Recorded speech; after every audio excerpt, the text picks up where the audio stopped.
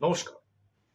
সারা বাংলা উত্তাল জামিনকে সামনে রেখে একদিকে আর.জি. কর মেডিকেল কলেজ এবং হাসপাতালের প্রাক্তন অধ্যক্ষ সন্দীপ ঘোষের, অন্যদিকে টালা থানার আইসি অভিজিৎ মণ্ডলের। সত্যি ভাবতে অবাক লাগে। ঐশী আর.জি. কর, যে আর.জি. করে জুনিয়র ডাক্তাররা আন্দোলন করেছিল, তার সাথে নাগরিক মঞ্চের মাধ্যমে রাজনৈতিক আন্দোলন সংগঠিত হয়েছিল। এই সেই আন্দোলন যেখানে জুনিয়র ডাক্তারদের সাথে সিনিয়র ডাক্তাররা ছিল এবং গণ ইস্তফার নামে নাটক করেছিল সারা বাংলার মানুষের কাছে। এই সেই আন্দোলন যেখানে দেখা যাচ্ছে সরকারি সিনিয়র ডাক্তার তারা বেসরকারি হাসপাতাল এবং নার্সিং হোমে গিয়ে ৭৩,৯০৫ খানা স্বাস্থ্যসাথীমূলক কেস করেছে, করে ৫৪,৩৯,০০,০০০ টাকা তারা আয় করে। ঠিকই ধরেছে, এই সেই আন্দোলন। একদিকে নির্যাতিতার বাবা মা বসে আছে কখন তার মেয়ের বিচার হবে, বিচার পাবে তার মেয়ের এই নৃশংস হত্যাকাণ্ডের। অন্যদিকে সমস্ত জুনিয়র ডাক্তাররা মুখ্যমন্ত্রীর সাথে বৈঠক করে বসে কে কত শক্তি লাভ করতে পারবে, কে কোন কমিটিতে জায়গা পাবে। এই আলোচনা আমরা আগে দেখেছি। আর.জি. করকে যখন এই ঘটনা যখন ঘটে তখন সেই ফেক নিউজের বিভিন্ন ভাবে প্রকাশ। কেউ বলছে পেলভিন গার্ড ভেঙে গেছে, কেউ বলছে কলার বোন ভেঙে গেছে, কেউ বলছে 150 গ্রাম সিমেন্ট পাওয়া গেছে, কেউ বলছে ময়না তদন্তে নাকি কারচুপি হয়েছে, যদিও 5 জন জুনিয়র ডাক্তারের সেখানে সই আছে। আবার কখনো ভেসে আসলো যে পুলিশ নাকি জোর করেই আর.জি. করে ময়না তদন্ত করেছে, যদিও জুনিয়র ডাক্তারের 2 জনের সই আছে, ওখানে নির্যাতিতার বাবারও সই আছে। কখনো বলছে দেওয়ালটা ভাঙা হয়ে গেছে প্রমাণ লোপাটের জন্য, যদিও জুনিয়র ডাক্তারদের সেখানে যারা থাকে সিস্টার সেখানেও তাদের সই আছে। ভাবতে অবাক লাগে না? এই সেই আন্দোলন। আবার এই আন্দোলনকে পরিপুষ্ট করবার জন্য, নিজেদের রাজনৈতিক ফসল ঘরে তোলবার জন্য আরেকদিকে নাগরিক মঞ্চের নামে বাম অতি বামের খেলা। আবার অপরদিকে 60 বছরের ওপরে উঠে গেছে তাকে ছাত্র বলে চিহ্নিত করে নবান্ন অভিযান আর একটা রাজনৈতিক দলের। কত নোংরা সব মানসিকতা নিয়ে নির্যাতিতার সত্যিকারের বিচার চাইবার কোথাও একটা যেন অভাব আমরা পেলাম। এই বিচার চাইবার অভাবটা আমরা কখন লক্ষ্য করলাম? যখন বিভিন্ন রাজনৈতিক দল চিহ্নিত করে দিচ্ছে কাদের কাদের বিচার করতে হবে, কারা কারা তাদের অপছন্দের লোক, তারাই ঠিক করে দিচ্ছে। আদালতকে ঠিক করতে হবে না, তদন্তকারী অফিসারদের ঠিক করতে হবে না। এটাও একটা আন্দোলনের অংশ। বিচার প্রক্রিয়া পুরোপুরি ভাবে লক্ষ্যভ্রষ্ট হয়ে যায়। আজকে তারাই যখন শঙ্খ বাজিয়ে সিবিআই কে নিয়ে এলো, তারাই যখন সিবিআই নামে জয় জয়কার করলো, তারাই যখন রাজ্য পুলিশের নামে যখন বিষাদাগার করছে, আজকে তারাই কিন্তু মাথা চাপড়াচ্ছে, তারাই প্রতিবাদী কণ্ঠ হিসেবে বলছে সিবিআই এটা করলো কি করে, তার মানে আঁতাত আছে। কারণ রাজ্য পুলিশকে নিয়ে যারা এই সমস্ত ঘটনা বলেছিল তাদের কাছে আজকে পরিষ্কার হয়ে গেছে দক্ষিণ 24 পরগনা জয়নগরের ঘটনা, যেটা 4 অক্টোবর 2024 সালে সংঘটিত হয়েছিল। কুলতলি স্কুল ছাত্রী তাকে ধর্ষণ করে হত্যা করলো এবং বারুইপুরের বিশেষ পক্সো আদালতে সেখানে সাজা প্রাপ্ত করা হলো। কাকে? মুস্তাকিন সর্দারকে ফাঁসির সাজা। এবং সবচেয়ে মজার ব্যাপার কি জানেন? সেখানে রাজ্য সরকারের পুলিশ 25 দিন তদন্ত করবার পরে চার্জশিট দাখিল করে 62 দিনের মধ্যে ফাঁসির সাজা হয়। সাফল্য আসে। আবার ঠিক কয়েকদিন বাদে বহরমপুর ফরাক্কা, সেখানে 2 জন একজন নাবালিকাকে ধর্ষণ করে হত্যা করলো। সেই ঘটনা কিন্তু ঘটলো। এবং জঙ্গিপুরের অতিরিক্ত দায়রা আদালত মূল যে অভিযুক্ত দীনবন্ধু হালদার, তাকে দিল ফাঁসির সাজা এবং তার যে সহকারী শুভজিৎ হালদার তাকে দিল যাবজ্জীবন কারাদণ্ড। সে আতাও কিন্তু 62 দিনের মধ্যে। এই যে সাফল্য, একদিকে রাজ্য পুলিশের সাফল্য, অন্যদিকে সিবিআইয়ের ব্যর্থতা। 90 দিনের মধ্যে চার্জশিট দাখিল করতে পারলো না। যখন দেখা যাচ্ছে যে সুপ্রিম কোর্ট থেকে নিম্ন আদালত সর্বক্ষেত্রে সিবিআই একটাই কথা বলছে যে প্রমাণ লোপাটের ক্ষেত্রে এদের দুজনের হাত রয়েছে। ভাবতে অবাক লাগে না? এই সেই আন্দোলন আবার রাস্তায় আছড়ে পড়ছে। যারা সামনের নির্বাচনে জামানা বাজেয়াপ্ত হয়ে করে বসে আছে তারা আবার রাস্তায় নামছে। এবং সবচেয়ে বড়ই হচ্ছে, সর্বোপরি এই আন্দোলনটাকে একটা নিরপেক্ষ আন্দোলন তারা এখনো পর্যন্ত করে উঠতে পারল না, কারণ সেখানে একটা বিশেষ রাজনৈতিক দলের অর্থাৎ শাসক দলের পতাকা সেখানে পুড়িয়ে দেওয়া হয়। এই সেই আরজিকর আন্দোলন, নোংরা প্যারোডি গান হয়, এই সেই আরজিকর আন্দোলন। আজকের বক্তব্য আমার সেটা নিয়ে নয়, কিন্তু আপনাদের ওই পূর্বের কিছু কথা যদি মনে না করিয়ে দিই তাহলে আজকে আমার বক্তব্যটাকে আপনার বুঝতে কিছুটা অসুবিধে হবে। এখন সিবিআই কে সবাই বলছে তাদের দক্ষতা নেই, কেউ বলছে সিবিআই এর সদিচ্ছার অভাব আছে, কেউ বলছে সিবিআই এর সাথে সেটিং হয়ে গেছে বর্তমান শাসক দলের। এটাই চতুর জায়গায় ঘুরে বেড়াচ্ছে। কিন্তু আমি সিবিআই নিয়ে, আমি যদি সিবিআই কে বলি ভালো, সিবিআই ভালো হয়ে যাবে, খারাপ বললে সিবিআই খারাপ হয়ে যাবে, এর কিন্তু কোনো মানে নেই। কারণ সিবিআই একটা দেশের একটা নাম করা তদন্তকারী সংস্থা। তাদের বলে দিলাম আর একে গ্রেপ্তার করুন, তাকে দিক নির্দেশ করে দিলাম, সে গ্রেপ্তার করে দেবে, প্রমাণ সে পাবে না, অথচ তাকে গ্রেপ্তার করবে সিবিআই কিন্তু তা করতে পারে না, এবং জানানো দিয়েছে সেটা যে তাড়াতাড়ি করলে কিছু হবে না। এবং জামিনের সময় আবার ধৃতদের আবার তাদের যেন কাস্টাডিতে নেওয়া হয় তার আবেদন করেছে, এবং বলেছে যে এই মুহূর্তে তারা চার্জশিট দিতে পারছে না। কেন পারছে না তারা জানে, এর ব্যাখ্যা তো আমি দিতে পারবো না, বাংলার সাধারণ মানুষও দিতে পারবে। কিন্তু সিবিআই শব্দটা সম্বন্ধে অনেকের ওয়াকিবহল থাকা দরকার। এই সিবিআই মানে কোন সিবিআই? তমলুকের সাংসদ যখন অভিজিৎ গঙ্গোপাধ্যায় যখন বিচারক ছিলেন, যাকে বাংলার মানুষ ভগবান হিসাবে দেখত, 8 মাসে 10টা মামলায় সিবিআই তদন্ত দিয়েছিল। তিনি দুটো জায়গায় দুরকম কথা বললেন সিবিআই কে দিয়ে কি ভুল করেছি, তদন্ত ভারটা দিয়ে, সিটকে তদন্ত ভারটা দিলে ভালো হতো। আমি গুহার মধ্যে প্রবেশ করে গেছি, ভেবেছিলাম একদম শেষে গিয়ে আলো দেখতে পাবো, কিন্তু কিছুই হলো না। আর একটা জায়গায় বলছেন যে তথ্য প্রমাণ কিছুই তো উদ্ধার করতে পারছে না, আমি খুব ক্লান্ত, জানি না সব মামলা শেষ ওই নোবেল পুরস্কারের হবে কিনা। নোবেল পুরস্কার মানে সে বিশ্বকবির নোবেল চুরি যাওয়ার ঘটনা তিনি বলছেন, কিনারা কিছু হয়নি। এই যে সিবিআই সম্পর্কে তার যে মতামত, এটা তো একটা ধারণা।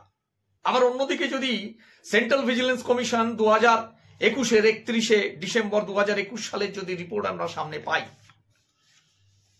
তাহলে সেখানেও আমরা দেখতে পাবো যে সিবিআই আদালতে অমীমাংসিত মানে পেন্ডিং মামলা পড়ে আছে 6,700। 2021 সালে আগে 7,000 ক্রস করে গেছে। সেখানে 2 দশকের মামলা পেন্ডিং পড়ে আছে 275 খানা, 10 থেকে 20 বছরের মামলা পেন্ডিং পড়ে আছে 1939টা, 5 থেকে 10 বছরের মামলা পেন্ডিং পড়ে আছে আপনার 2273টা, এবং 3 থেকে 5 মামলা পেন্ডিং পড়ে আছে 811টা। আর একটা হলো 0 থেকে 3, সেখানে পেন্ডিং পড়ে আছে 3 বছর। 0 থেকে 3 বছরের মধ্যে মামলা পেন্ডিং পড়ে আছে কত? 1399টা। এবং হাইকোর্ট আর সুপ্রিম কোর্টে অ্যাপিল এবং রিভিশন মামলা পেন্ডিং পড়ে আছে 10,974 খানা, যেখানে অ্যাপিলের সংখ্যা যেখানে পড়ে আছে 9,935, হাইকোর্টে পড়ে আছে 9,698, আর সুপ্রিম কোর্টে পড়ে আছে 237টা। রিভিশন হাইকোর্টে পড়ে আছে 1039 এবং 2 দশকের বেশি অমীমাংসিত মামলা পড়ে আছে, সেখানে 300-র অত্যাধিক, সেইখানে 361টা মতো মামলা পড়ে আছে। এটা হলো সিবিআই তদন্তের যে সিবিআই যে পরিসংখ্যান 21 সালে আমরা পেয়েছি, আজকে সেই পরিসংখ্যান অনেক গুণ বেড়েছে। এখন আমরা সিবিআই কে যদি বলি, এখন যে কোনো আমরা টিভি চ্যানেলে দেখলেই বুঝতে পারছি যে বিভিন্ন রাজনৈতিক দল একে অন্যকে বলছে এটাকে সেটিং আছে। আগেও সেন্ট্রাল গভর্নমেন্টে বিজেপি ছিল, বাজপেয়ীর সময় ছিল, কংগ্রেস অনেক বছর ধরে ওখানে সেন্ট্রাল গভর্নমেন্টে ছিল এবং বিগত 34 বছর ধরে পশ্চিমবঙ্গে বামফ্রন্ট ছিল, সর্ববৃহৎ দল হিসাবে সিপিএম। আমার প্রশ্ন সেই সমস্ত মানুষের কাছে, যে সেটিং যদি হয়, যদি বাংলার মানুষকে সেটিং এর যদি কথা আপনারা বলেন, তাহলে আপনাদেরও তো উত্তর দিতে হবে। কারণ বাংলার মানুষ তো জানতে চাইছে নিরপেক্ষভাবে। বিজেপির কাছে যেমন জানতে চাইছে যে সর্ববৃহৎ একটা সংস্থা, নামকরা সংস্থা, তাদের এই রকম কেন 90 দিনের মধ্যে চার্জশিট দিতে পারলো না, তার জবাব বিজেপিকেও দেবার কিন্তু চাপ দেওয়া হচ্ছে। বিভিন্ন নেতা বিভিন্ন রকম ভাবে তাদের অভিব্যক্তি তাদের জানাচ্ছে, কিন্তু এই সেটিং যে কথাটা বলা হচ্ছে, নন্দীগ্রামের মতো একটা গণহত্যা ঘটলো 2007 14ই মার্চ, 14 জনের মৃতদেহ, যদিও অনেকজন এখনো নিখোঁজ। সেই সময় গ্রামবাসীরা সেই অপারেশন সূর্যোদয় মনে আছে সিপিএম এর, 14ই মার্চের পর 15ই মার্চ সেখানে স্বতঃস্ফূর্তভাবে সিবিআই তদন্ত দেওয়া হলো, দিল কে হাইকোর্ট। 2014 সাল মার্চ মাসে সিবিআই চার্জশিট দাখিল করলো। 2015 সাল চার্জশিটের বিরুদ্ধে একাধিক মামলা হলো। আজও বলুন কিনারা হয়েছে? তার মানে আমি কি ধরে নেব কেন্দ্রীয় সরকারের সাথে, সেই সময় তো কংগ্রেস সরকার, সেই সময় কি বামফ্রন্টের কি চুপ একটা ভেতরে ভেতরে সেটিং হয়ে গেছিল? ধরে নিতে হবে ভেতরে ভেতরে সেটিং হয়ে গেছিল, ধরে নিয়ে এবং প্রমাণ লোপাটটাকেও আমাকে ধরতে হবে। কিংবা এই যে সিঙ্গুরে তাপসী মালিককে ধর্ষণ করে হত্যা করা হলো, পুড়িয়ে মারা হলো, সেখানেও সিবিআই তদন্ত হলো, সেখানেও দুজনকে ধরা হলো। হুগলি জেলা আপনাদের সদস্য, হুগলি জেলা কমিটির সদস্য, সেখানে সুহিত দত্ত এবং দেবু মালিককে ধরা হয়েছিল। নিম্ন আদালত তাকে যাবজ্জীবন কারাদণ্ড দিল, উচ্চ আদালত থেকে তারা বেল পেয়ে গেল, জামিন পেয়ে গেল। সেখানে কোন সেটিং ছিল? এটাও বামফ্রন্টকে উত্তর দিতে হবে, কংগ্রেসকে উত্তর দিতে হবে, তাদের মধ্যে সেটিংটা কি ছিল, প্রমাণ লোপাটটা কতটা হয়েছিল। কিংবা 2011 সালে 7ই জানুয়ারি নিতাইয়ের গণহত্যা, 9 জনের মৃত্যু, 1 মাসের পর সিবিআই তদন্ত, 87 দিনের মাথায় সিবিআই চার্জশিট দাখিল, আজও পর্যন্ত তার কিনারা হয়নি।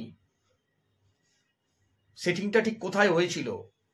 পশ্চিমবঙ্গের এই সিপিএম এর সাথে, বামফ্রন্টের সাথে, কংগ্রেসের, তাদের তো উত্তর দিতে হবে। বাংলার মানুষ নিরপেক্ষ চায়, যে সেটিং বলতে কি বোঝা যায়। একটা বিশ্বকবির একটা নোবেল চুরি হয়ে গেল, সিবিআই তদন্ত হলো, শুধু তাই নয়, 2007 3রা সেপ্টেম্বর গিয়ে বোলপুরে গিয়ে মুখ্য যে বিচার বিভাগীয় ম্যাজিস্ট্রেট যে আদালত, সেখানে গিয়ে বলছে আমরা তদন্ত বন্ধ করতে চাই। পরের বছর গিয়ে বলছে আবার তদন্ত শুরু করব। আজও তার কিনারা হয়নি। বুর্জুয়া কবি, তার মানে কি আমরা ধরে নেবো ওখানে সেটিং ছিল? 2004 25শে মার্চ নোবেলটা চুরি হয়ে গেছিল, ধরতে হবে তো। আচ্ছা আপনি বলুন, যদি ধরবার কথা থাকে আপনাকে বলতে হবে গড়বেতা, ছোট আঙারিয়া গ্রাম, 2001 সাল 4 জানুয়ারি বক্তার মণ্ডলের বাড়ি, 5 জনকে কুপিয়ে হত্যা শুধু করা হলো না, মুন্ডুচ্ছেদ করে পাঁকে পুঁতে দেওয়া হলো। বেকসুর খালাস কি করে হলো? সিবিআই তদন্ত তো হয়েছিল, প্রমাণের অভাবে, তথ্যের অভাবে। কোথায় সেটিং করেছিলেন? কেন্দ্রীয় সরকারের সাথে, সেই দলের সাথে কোথায় সেটিংটা করেছিলেন বামফ্রন্টরা? বাংলার মানুষ তো আপনার কাছে জানতে চাইছে, আপনাদের কাছে, আপনাদের নেতৃত্বের কাছে জানতে চাইছে, সুজন বাবুর কাছে জানতে চাইছে, মোহাম্মদ সেলিমের কাছে জানতে চাইছে, তো মুখপাত্র যারা বসেন তাদের কাছে তো জানতে চাইছে, ক্যাপ্টেনের কাছে তো জানতে চাইছে। 2007-এর 21শে সেপ্টেম্বর রেল লাইনের ধারে রিজিউ আনোয়ারের দেহ পাওয়া গেল। এই যে রিজিউ আনোয়ারের যে দেহ যে পাওয়া গেল, ওয়ানুরের দেহ, সিবিআই তদন্ত হয়েছিল তো, দোষীরা গ্রেপ্তার হয়েছিল, জামিনে মুক্তি পেয়ে গেল। কিনারা হলো না কেন আজও? কেন সেই পরিবার, কেন বিচারটা চেয়েও পেল না? কোথায় সেটিং হয়েছিল বলতে পারবেন? বলতে পারবেন? ভিখারি পাসোয়ান 1993 সাল হুগলির ভদ্রেশ্বরের জুট মিলের একজন কর্মী, তিনি নিখোঁজ হয়ে গেল, সিবিআই তদন্ত হলো, এখনো তার পরিবার পাসোয়ানকে খুঁজেই পেল না। কোথায় সেটিং? আপনাকে তো জানতে হবে, আপনাকে তো বলতে হবে, সবাইকে তো দাঁড়িয়ে দাঁড়িয়ে বলতে হবে যে সেটিংটা আপনারা কোথায় কি করে বসেছিলেন। নাসিরউদ্দিন শেখ মামলা 2013 সালের 13ই মে পুলিশ হেফাজতে মৃত্যু, হুগলির ধনেখালির বাসিন্দা।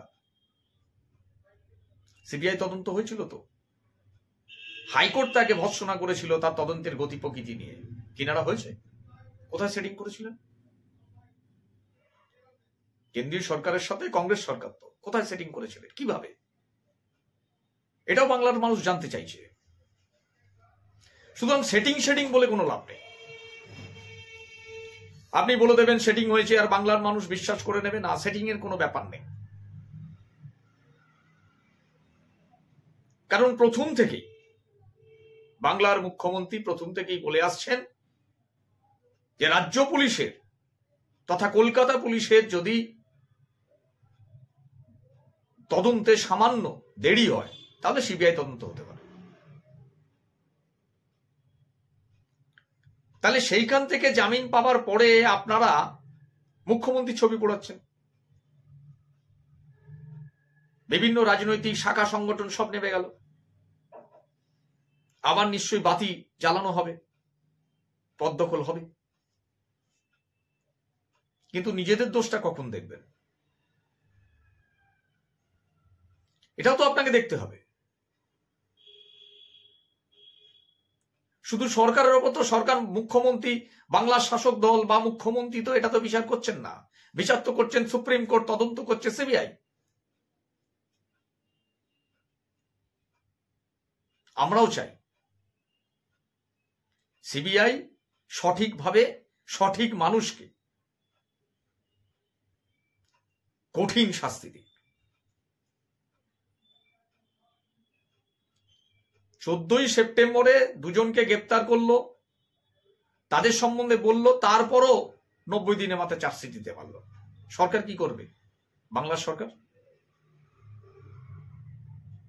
এই জবাব তাদের কাছে চাইতে হবে, তাদেরকে দিতে হবে।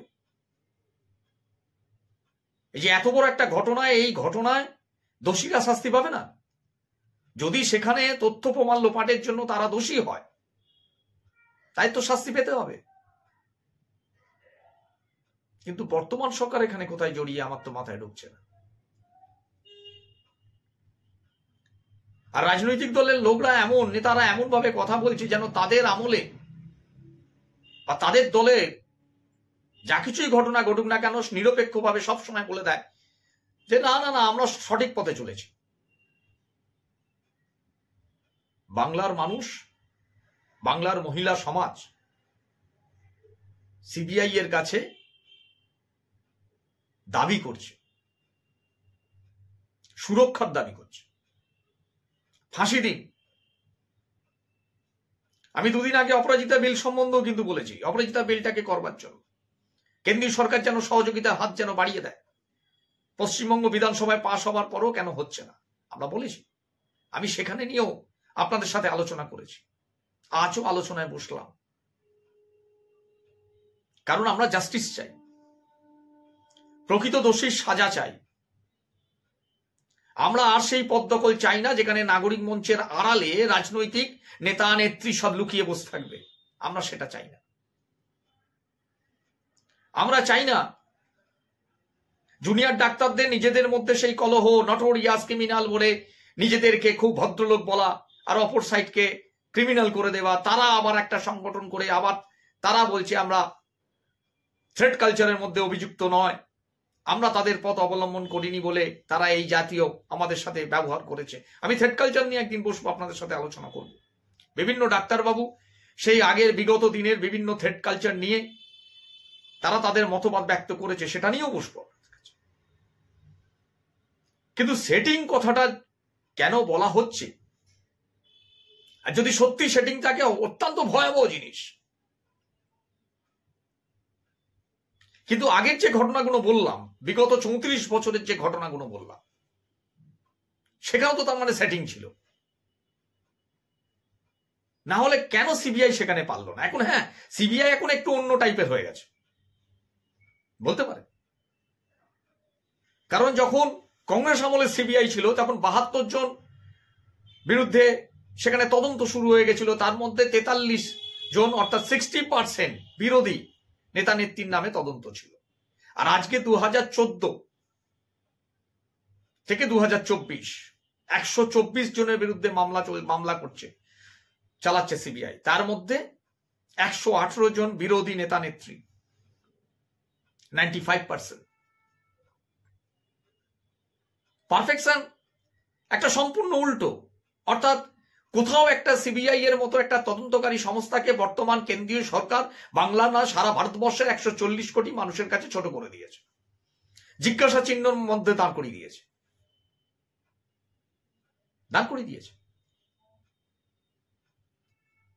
কিন্তু আমার কথাটা হচ্ছে, এই তো সেই সিবিআই যার আন্ডার থেকে সবাই জামিন পেয়ে যাচ্ছে। এই তো সেই সিবিআই যারা শুধু হাজার হাজার কোটি টাকার গল্প শোনাচ্ছে। এই তো সেই সিবিআই বিজেপির যে আজকে সাংসদ হয়েছে, তিনিও একটা সময় বিচারক হিসাবে যা কথা বলেছেন একটু আগে বলছিলাম। তাহলে সিবিআই মানে ভগবান নয়। তারাও প্রমাণের জন্য ছোটে, তারাও প্রমাণ পেলে তবে মানুষকে গ্রেপ্তার করে। তাদেরকেও সময় দিতে হবে, আরো বেশি সময় দিতে হবে। আমাদের লক্ষ্যটাকে এক রাখতে হবে। তারা চার্জশিট একজন দাখিল করেছে, 24 ঘন্টার মধ্যে কলকাতা পুলিশ যাকে গ্রেপ্তার করেছে সঞ্জয় রায়কে। আমাদের লক্ষ্যই হলো যারা এই নৃশংস হত্যার সাথে যুক্ত আছে,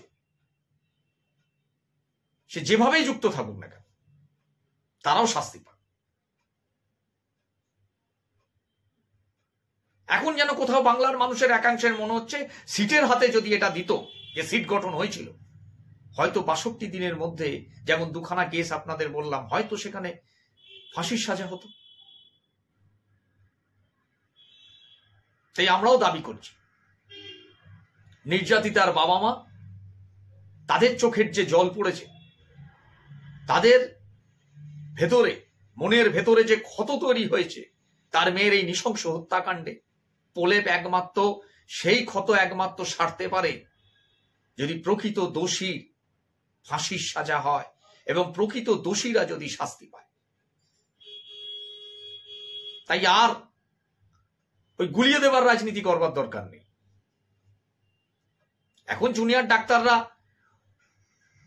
ওই পরীক্ষার সময় লাইভ স্ট্রিমিং করলে অসুবিধা, আবেদনপত্র দিয়ে দিয়েছিল, ওখানে বসে মুখ্যমন্ত্রীকে এক কথা বলেছিল, এখানে আর এক কথা বলেছিল।